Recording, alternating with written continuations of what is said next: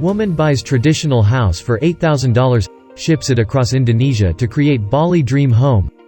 Bali first captured Kayti Denham's heart when she came to the Indonesian island for her honeymoon in the 1980s. When the plane door opened onto the tarmac, the heady tropical aroma promised everything the UK did not, she recalls. The chance to be frolicsome and sun-drenched. She held that memory close, and returned to the island now and then to reconnect. The marriage didn't last, but Denham says she fell more deeply in love with Bali than she ever has with a man. After 25 years in the UK, Denham moved to Australia's Byron Bay, where she launched a range of aromatherapy skincare products with a friend. Later in Sydney she worked with a local production company as a scriptwriter. Fast forward to 2004, when Denham left Australia for a teaching job in Bali, which led to a series of positions with international schools on the island. She continued to take writing commissions on the side, including a stint writing for Scottish chef Will Merrick, founder of Sarong and Mamasan, two of the island's most celebrated locavore restaurants. A lifelong lover of live music, Denham crossed paths with Robbie Suprianto, frontman for the popular Balinese rock band Navicula. In Indonesia, Suprianto is known not only for his energetic grunge-inspired performances, but for his involvement in sustainable agriculture and his efforts to encourage pride in the farming life, passions that Denham shared through her work with Merrick and studies with permaculture guru Bill Mollison in Australia. If you want to know Balinese culture, just open the traditional Balinese calendar, Suprianto told CNN in 2018. Everything relates to agricultural elements. If you want to preserve Balinese culture, you have to preserve agriculture too. Denham discussed such ideas with Suprianto, who lives in Bali's Ubud town with his American wife and child. We talked about how nice it would be to establish a home farm where one could practice permaculture and grow organic produce, she says. For me, it probably comes from fantasies I had when reading Laura Ingalls Wilder books as a child. Suprianto helped her find a semi-rural property in Tabanan Regency, often referred to as the real Bali, where terraced rice fields follow the land's natural contours with the sleeping volcano of Mount Batukaru in the background. Stone-walled family compounds employ subak, the Balinese community-based irrigation control system, for their farms. Here Denham could make her dream real. She formed a partnership with Suprianto to secure the land in 2015, and through a lawyer drew up contracts that designated Denham and her daughters Kepsabel and Severin, both living in Australia, as legal lessees. I didn't have a pile of money to invest, just my monthly teaching salary, Denham says. I had to work on trust and have people trust me. The phrase I repeated to myself over and over was, "It will work out." The 1.2-hectare property abuts National Conservation Forest near Desa Sonda, a village which, as Denham puts it, lives by seasons and rituals, market days and motorbikes. Surrounded by durian and mango orchards, the plot slopes from misty wooded hills into a valley and through a terraced coffee farm inherited as part of the purchase, before ending at a natural spring. The spring flows into the Balian River, sacred among the Balinese because 16th-century Javanese Hindu sage Dang Hyang Nirarta placed his staff in the river, giving it the power to heal the sick.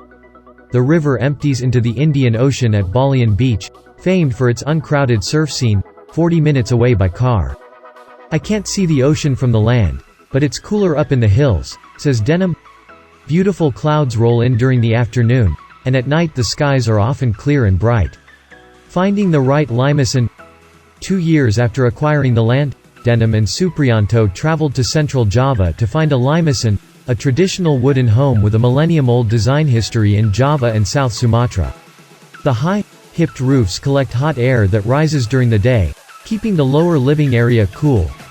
They're popular nowadays with developers who tweak them into luxury villas or boutique hotels, but Javanese locals are less enthralled with maintaining the old structures, and are happy to sell them wall by wall. Denham found a vacant limacin in the former royal capital of Surakarta, commonly known as Solo these days, and after negotiating a price, $7,000, hired artisans to disassemble the home, load it into a truck, and deliver it over 600 kilometers to Bali, which cost about $650. The Javanese crew arrived in shorts and t-shirts, and Tabanan's cool mountain air took them by surprise. I went to the land shortly after they were supposed to reassemble the limacin to find them shivering around a fire, Denham says. I rounded up blankets, jumpers and jackets, and we built a sleeping shelter. But in addition to not taking to the mountain weather, there was tension between them and the local Balinese. Eventually the Javanese went home to Solo, and Denham finished the house with the help of Ketut, a Balinese artisan who had worked on the home she rented in Karabokan. She continued teaching to maintain funds for building her dream. Whenever possible, she drove from Karabokan to Desa Sanda with her builder Ketut to monitor progress. When it was finished, the reassembled and expanded T-shaped home measured 11 by 10 meters in front and 22 by 5 meters in the back. An indoor toilet was added, and Denham began moving in furniture, bookcases and antique trunks. The interior began taking shape, starting with a huge kitchen centered on a large table seating 12. I still had one foot in the expat-oriented international school world, but I started getting closer to the Sanda community, and hearing of their desire to make the village an eco-tourism destination. Denham says, "Up the road from the house, there's an organic bakery, making fresh bread and cakes to sell to cafes down south. I also found locals making organic jams, handmade soaps and shampoo." To develop the land surrounding the house, a group of locals and expats, including a number of Denham's former international school students, organized a perma-blitz, a kind of rapid attack permaculture event. They built bamboo outhouses with long drop toilets, and started work on an organic vegetable garden, while camping out and playing music with the locals in the evening. Seeing the property fill with coffee, cacao, durian, mangosteen, and avocado, all grown organically, Denham felt her dreams meld effortlessly with those of the community. Kept away by the pandemic, in July 2018, Denham flew to Australia to take a teaching job in a remote outback desert town, returning to Bali over school holidays to work further on the house. She spent most of her 2019 Christmas vacation moving the remainder of her worldly goods from Karabokan, where her lease had ended, to Sanda.